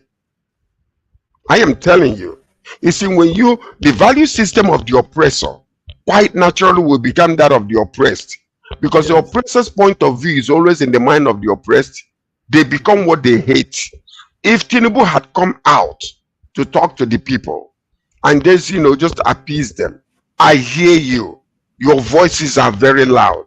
If you want to still continue to protest, go out there, protest. I have provided security to make sure that you are not hurt or nobody hurts you or will come against you. But I'm hearing you. I'm working on this. We will bring back companies in Nigeria so that there will be employment. We will create schools where we can actually, instead of giving you this school loan, we can give you grants to go and learn college, hands-on, on how to be a bricklayer, how to do your electrical work. All these little things. You will see that people will begin. Tinubu will be a champion among the people. But when you people assume that you don't care. Yes, George, good talk. But also, Femi, BD, and George, it's time we also look at something. Number one is our number. Nigeria is a big country. Nigeria has large number of people. Do you see the youths when they come out on this rage? Those plunders and all these miscreants, you see the number, and that's nothing compared to when you're inside those locations, when you're in the north, Kano, Kaduna. I schooled in the north, and I know the number. Now, what I want to say is our leaders are making a big mistake. The mistake they are making is they are not checking little things that could stop all of this thing that is blowing up to our faces now. Exactly. Now look at the Taraba governor has come to say those sweet, flowery words, and he will go and he will even laugh at them and jeer at them and go to his office and eat and have his own good time. And the day keeps moving on. We keep finding ourselves in the same position. We keep finding ourselves in the same thing. And one day Nigeria might just stretch. I mean, it's this a reality. Nobody wants it to be like this, but the leadership is making the error of not checking little digits, little signs before it comes to this. You say that the little foxes, the little foxes is what destroys the vine. Yeah. All I'm saying is this: with this particular governor coming out to talk right now, I can guarantee you his presence, his speech shows concern. And I can tell you that a lot of people that might be militants that want to destroy things might not even do that, because the governor has come to show concern. But when you ignore people, they will assume that you don't care.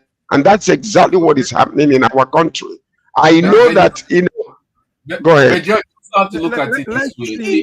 You know why it's so, Mike. Femi said it earlier that that was the body language of former president. Let's see some live. Let's see some live. Let me just finish what I wanted to say. And that was exactly what Tinubu has inherited, calling the bluff of Nigerians. They don't talk to them. Now they are protesting. Nobody even care about them. You've said it, don't protest. And why should you go and protest? And the next thing you're doing is sending the police officers to go and interrupt them. And they're not even interrupting them normally. So their actions can incite counter actions. And that's exactly what we're having. The police are doing what they're supposed to do in terms of they are supposed to go out there to try to quell it and control. There's no doubt about that, because there's no predetermined agreement. But nevertheless, Sir Godwin, that is not controlling. If you saw what happened in Nigeria yesterday. No. I'm not saying they are doing a perfect job in that, or even a good job in that. I'm just saying that they are doing the first reaction that they're supposed to do. Maybe the result is not good because lives are lost. There's no negotiation. There's no agreement between, as Femi also pointed it out, and I pointed it last time. But all the same, they are trying to quell the protest. But the point is the insensitivity and lack of dialogue. And I don't really think that Nigeria will stretch. And the reason why I think so is because all the protesters are not speaking the same language. I mean, the whole in other places where they've had this protest, maybe I'm not as optimistic about the protests as I should be.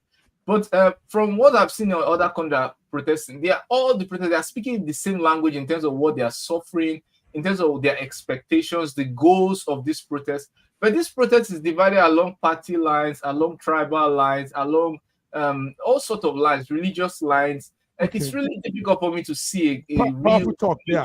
Can we hear? It's good we connect with the ground situation. Can we hear the Abia State Governor speaking? Is that okay? That's good.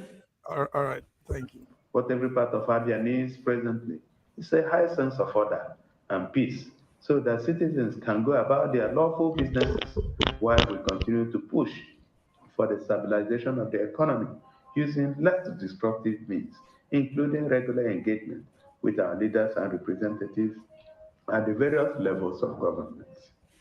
I would at this point call on parents, religious and traditional rulers, youth leaders, and persons of influence to join the Abia State government in appealing to our young people not to lend themselves to any activities that could threaten the peace of our communities. That's it for this special edition of News Track as we cover the August protest. We've heard him there. Some states are not going with the protest. Some states really don't want to. The Southeast has come out categorically declared that nobody should protest in the Southeast. BD wants to tell us why that is the case. That goes to what I can tell you why it's the case. Let me tell you why it's the case. BD was going to answer now. Then I have my own statement I wanted to make. Let me just tell you the reason. The reason I pointed it out. BD was going to do that already. Remember, before you spoke, George, she was going to speak, and I was going to speak. You want to dominate this show, George? Now, wow. To dominate too. I just want to point out what I like to just. No, they protest for here. No, they protest for this place, bro. You they protest you.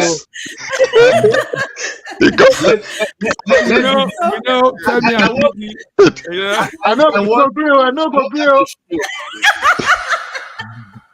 No, but so this is what I'm saying about the division in terms of the protest. So who's speaking? Party lines, regional lines. Let BD tell us why they're not protesting in the Southeast. Why they are protesting is what is very, very clear to each and every one of us, but you know the kind of life we live in Nigeria. We always try to pretend that we don't know some certain things exist. The Igbos, over the years, every time have always been the sacrificial lamb in Nigerian protest. The scapegoat. The scapegoat. Yeah, you understand? So, even before I was born, I don't even know about 1960 protest, but today I hear it is Igbo protest. NSAS, which I saw what happened in the NSAS, they blame it on the Igbos. And every time Igbos suffer the aftermath of this protest. Do you understand? See what happened yesterday at Ojota? A lady came, and just because she looks like Igbo, she's even Yoruba, they started threatening her, started beating her. And Igbo, what are you doing here? So because of that, they said, please, don't protest. Even before the protest, we saw it. Bayanonoga, a whole spokesperson to presidency, opened his mouth. I wonder why they've not arrested Bayanonoga, because the kind of inciting words he has been using since Tinubu came to power, and they are keeping quiet. The day it will come up is the day they will arrest me. Then I'll say them go and arrest Bayanonoga first. He didn't say anything. Now, the other Babi Ijebu came out and said that it is Igbos that is planning this protest behind. So they now said, please, Igbos, stay away. Because you are the targets. And that is why Igbos said they are not protesting. And they proved themselves right yesterday. Have people not seen the trending tag, Igbo must leave Lagos? It's trending. It's trending that Igbos must leave Lagos. So these are the things why they say, please don't protest. Because if you people come at 3, and if you people come at 5, and this is the only one Igbo that is protesting, they will leave every other person and focus on the Igbos. That is why Igbos are not protesting. And it's quite unfortunately that all these things are happening. Nigerians will not open their mouth and say, oh, the way you are accusing Igbos, attacking Igbos, labeling Igbos, it is wrong, because this protest is Nigerian protest, not Igbo protest. Why do people always put it on Igbos? Why it's what Nigerians collectively did. So that's why Igbos are not protesting. Let me tell you, so can I answer that? A friend of mine is a Yoruba guy, called me yesterday, early morning by 4:20. 4:20, I was surprised. He kept ringing. He said, Bidi, where are you? I said, I'm at home. I forgot I should be at home by 4:20. He said, don't go out today. That was yesterday morning. I said, I'm going to say, don't walk. Stay in your house. Can you imagine? Can you imagine that bad? Okay, so let me answer. So you've talked about why they're not protesting in the southeast, and I'll tell you why it's not violent also in Lagos, and it's something to do with what you're saying. So the narrative from NSAS, if you don't know, like you said, we mustn't sugarcoat all these things. The narrative was that some people were stoking the thing, were anti-Tinubu, anti-APC, let's go and destroy Lagos, yeah? And you know that was the case because you can look at the places that they targeted. They targeted Tinubu's TVC, they targeted the bus terminals, and then all you need to do is, at the time when NSAS was live, okay, there was a broadcast from Radio Biafra. If you don't know, go and check it out. And that Radio Biafra broadcast was by Nnamdi Kano.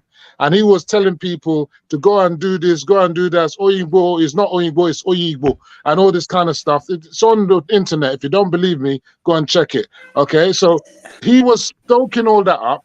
And then whatever he said they should do actually panned out. Go and attack the Oba's Palace. It happened. Go and attack Oriental Hotel. It happened. Go and attack the police stations. It happened. Blah, blah, blah, and so on and so forth. So after NSAS, let me finish. Let me just finish. I'm not justifying. Don't get me wrong.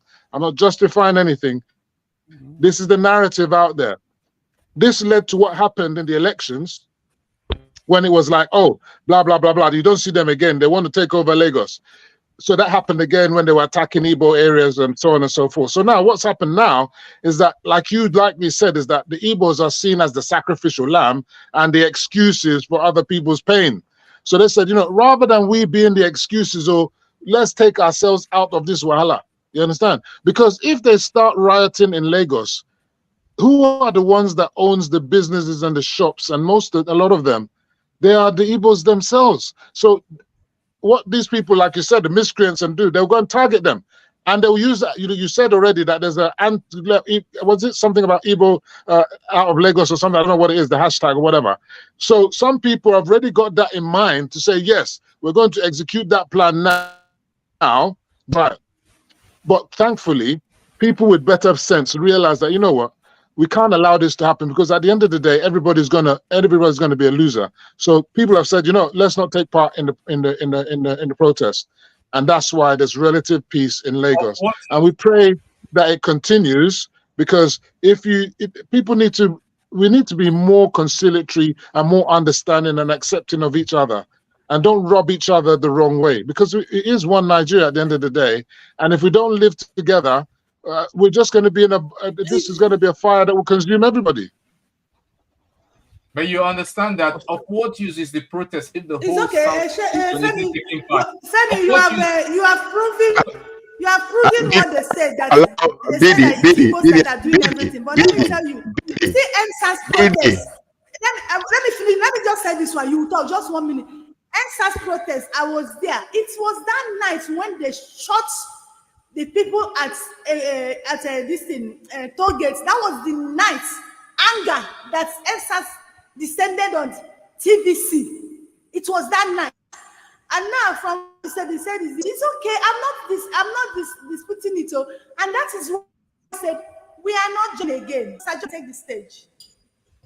Of what is the protest if the whole Southeast region isn't taking part? Like I said, we are not really on one voice on this. And what are we protesting for? What are the main point that we ought to achieve? These are the things that I really would love to see.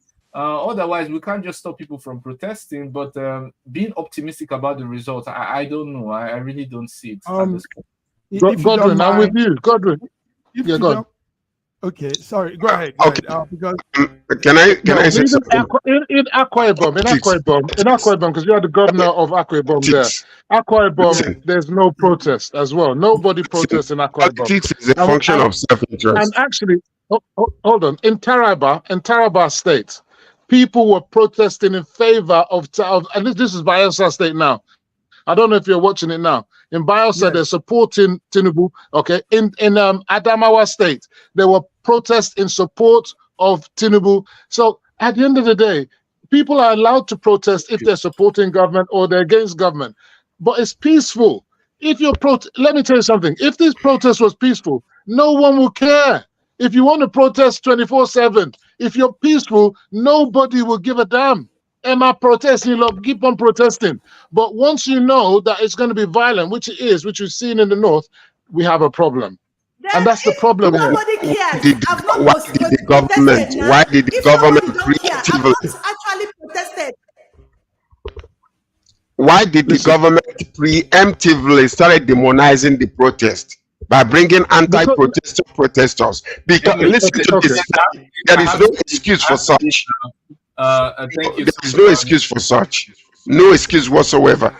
Politics is a function of self-interest. If your belly is full, but your business is messed up, that's what your interest is. So, people are crying out. It might be regional, it might be tribal, it might be. So, many people are suffering many things. Not everybody is suffering the same thing. George, do you think that the government of Nigeria is so stupid that they don't have people infiltrating in all these organizations? They don't know what's going on. So I'm just saying, I know you don't want to believe government because of whatever reason you want. But if people are telling you that they have information that this thing is going to be violent, you understand? You should actually think, maybe they have a point. I'm not saying you must believe them 100%. I'm not saying you should believe them 100%. Listen to this. There was no intelligence of any kind. None. Okay. They didn't have nothing. Okay. They just preemptively started doing it because they're looking at Kenya, they're looking at Uganda, and they took what happened in those places and want to bring it and demonize what is happening in Nigeria. So there is no intelligence of any kind. None. Okay. It's like Godwin. Just a minute ago, you said to Godwin, "There's overwhelming evidence that the opposition won," and now you're saying there's no evidence that Godwin knew anything. I don't know what to say. You're not being truthful to yourself. I'm lying. Understand about this government. See what we should understand about this government. APC government have this attitude of silencing people. In fact, we are complaining of not practicing real democracy. This is when we have gotten to the point of nothing like democracy in Nigeria. APC government would go any far to stop people from expressing themselves, and that is exactly what we are seeing. Over the years, what we have seen witnessed in NSAS and now, I don't think we have witnessed it before in protests in Nigeria. Do you understand? Yes, we have. You said you don't know what happened in the 60s and 70s, so that's why you can say what you're saying. We've had worse protests in Nigeria. What I've seen. See, why are they trying everything to stop protesters? Why are they doing everything? Look. Nigeria's got a history of Nigeria. We don't have any history. We don't have any history. Hold on. I've watched channels. Well, and government will come out and mess up everything. Hold on. You can government started it. Let me tell you how they started it. Oh yeah, I've hold on, speak. I'm saying that if you go on Channels TV, they had a piece where they looked at a history of protest in Nigeria and a history of violent protests, whether it's my Ticini protest, whether it's Operation Wete protest, whether it was Ali Must Go protest, all these kind of protests that have happened over the years. There's SAP protests. There have been so many protests. But what I'm trying to say to you, there is a history of violent protest in Nigeria. It's not new. This is not new.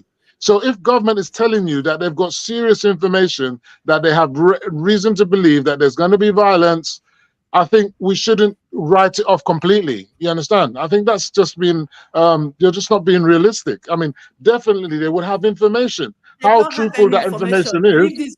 Okay, no. Government doesn't have any information. They don't have any information. They don't have any information.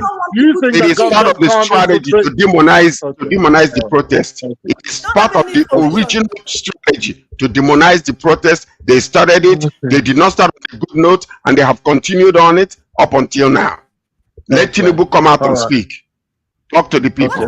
Governors are doing it. Let Tinubu come out and say something. Now, let me tell you, Femi. Listen now. Let me tell you. Listen to what is happening. The protest was to start on 1st of August. On 31st of July, we start buying fuel for 1,300, 1,500 in Nigeria. Even as of today, yesterday, I queued for how many hours? I queued for almost 6 hours, and I bought fuel. Now government caused them, Abi. Now government caused them, Abi. Who do you think? The protesters. When you know that there's going to be a protest, what are you going to do? I want to stock up on my energy so that when they block all the roads, hold on. I'm going to make sure. No, Femi, they do this thing now. You're too refined for this. I would divorce you if you start speaking like this. Don't divorce me. I know go grill. Nice. Okatiawo in the studio. Viewers, we're doing is the day 2 of the hunger protest, SSM Live, the wide coverage. We're partnering also with other sister network, giving real-time update as they roll. Now, gentlemen, listen to this.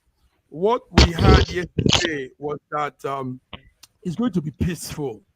Some of those that were out yesterday in Lagos said they don't intend to scatter anything. They want to just express themselves for the day, the duration of time this will last. So this whole jacking up things, stealing iron, taking food, rice and beans, and it's not the part of the protest. So, and it would be nice that the federal government takes that as the general, as a yardstick, and begin to say this shouldn't hold. Because of the truth, the people have had it up to here and they want to express themselves. So why not just let them express themselves? Then we will be checking on these miscreants, these I don't know what you call them, knuckleheads that are trying to spoil the whole plan. That shouldn't be the yardstick at all. That shouldn't be. But it has nothing to do with the protest. You see, you call somebody, you continue calling somebody a dog, they will start acting like a dog. Exactly. And if you call, listen to this. In every man, there is a fool and there is a king in them. Mm-hmm. If you appeal to the royalty in them, that's what you will get. Mm-hmm. People plan to protest. The government, the first response or reaction of the government was to begin to demonize and beginning to talk about, we received intelligence that's going to be this, we received intelligence that's going to be that. There is no intelligence that they received anywhere. What it was they were trying to stop the protest. Let's move on to the reality. Can I finish? Can I finish? Okay, go ahead, George. So when they started demonizing them, they empowered those people that they have actually paid to go and protest against the protesters. This is what you're seeing today. And you see it all over. Are they the ones looting? Are those the ones that are looting? The ones that were paid? Are they the ones looting? Look at what happened at Tollgate. Lekki Tollgate. Look at what happened. There was a peaceful protest until the anti-protesters came and began to loot and mess up things. That's what happened. We're not talking about NSARS. I'm talking about yesterday. The ones that looted and killed everybody. Are those government sponsored? When you empowered the miscreants by telling telling them, oh, this is what is planned. You empower them to come out. Can we hear Peter Obi speak? Is that okay? Yes, let's go ahead. Let's do that. I think he wants to address.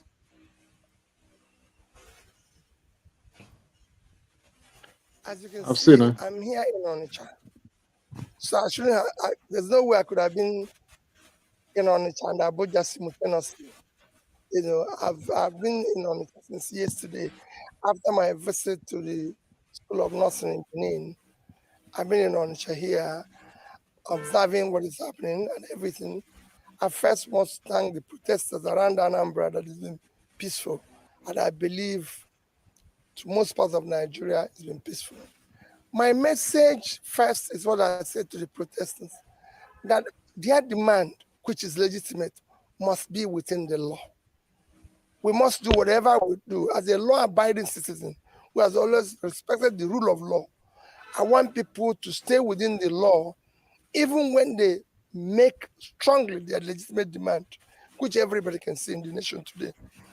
And my appeal at this period is for the president to address the nation. Thank you. He is the person that is elected. He is the person who is holding the mandate of the people.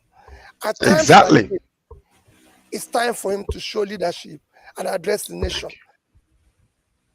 Now, the nationwide protest tagged hashtag. You know what? Yes. I want to give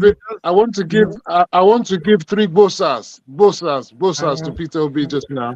And I'll tell you why. One, because he's joining with what George and we've all been saying, that the president needs to speak. He cannot be like President Buhari, who just sat down in his house and did nothing. And also the fact that he acknowledged that President Tinubu... That's ego walking, you know? He acknowledged that President Tinubu is the president. So that, to me, is fantastic. And then we need to move forward as a nation now. I think that if President Tinubu can take up the mantle and speak to Nigerians at 7 o'clock tonight, it might mean that there might not be, maybe after Monday, everybody will go back and forget protesting anymore. You understand? He should say to people, I give you time, protest on Saturday, protest on Sunday, and let's get back to work on Monday. You understand? Exactly. I think that's what he should do. Exactly. Femi, why not get this tip of advice to them? You are with them. You're APC. You're more. Listen, I don't have any contacts. People, do you know what? People make this misconception that I'm being paid. I've got contacts. I don't know anybody. JJ, I just sit down for London. Now, JJ, I sit down here. Cool water, you be. Cool water, JJ. I'm not looking for any appointment. I'm not looking for any contact. I don't know anybody. But I write my stuff, and if it gets to them, then it's great. You understand? And I think I will write something and I'll put it out there. The president needs to speak to the nation right now. If there's no important time than now for the president to speak to people other than now. Okay. If you think about it, since he's become president, what other crisis has there been of this magnitude that he needs to speak to the nation on? None. So he needs to speak to, and this is now. And like he always does, you know what you need to do when you're an ironsmith, you hit the iron when it's hot. Hit the iron when it's hot. Nice. Okay, viewers, you're still tuned into our program, SSM Friday Update. And what we're doing now is following live occurrences in Lagos, in Nigeria, with other partner network. So it is day 2 of the Nigerian hunger protest. Look, see that man's cheek, and he's saying this hunger is too much. See his cheek. This one get hunger. No, but don't look at people with their facials. Some people could be, some people have good body coverage structure. Come on, Joe. Yes. Look at his body. Exactly, he looks like a bodybuilder. Now that way they use George. No, me I know that's not the thing. Okay, so anyway, this is day 2 of the hunger protest, and we are seeing what's happening, but the north of Nigeria is not doing it well. Kano precisely, plundering goods. So can I tell you something? You know, over in the UK, in the UK and America and places like that, yeah, the way they deal with protests, yeah. The police are very strategic. They've got lots of equipment. They've got lots of tactics that they use in the way that they cajole the crowd in a certain way, the kind of batons that they use, the type of vehicles that they use. They cajole the people into a certain way. You can't go anywhere than this way. This is the route. You don't have a choice, and you have to go down that route. If you go against that route, then you're going to be arrested. There will be dogs. They will have dogs there right now. That if you want to feel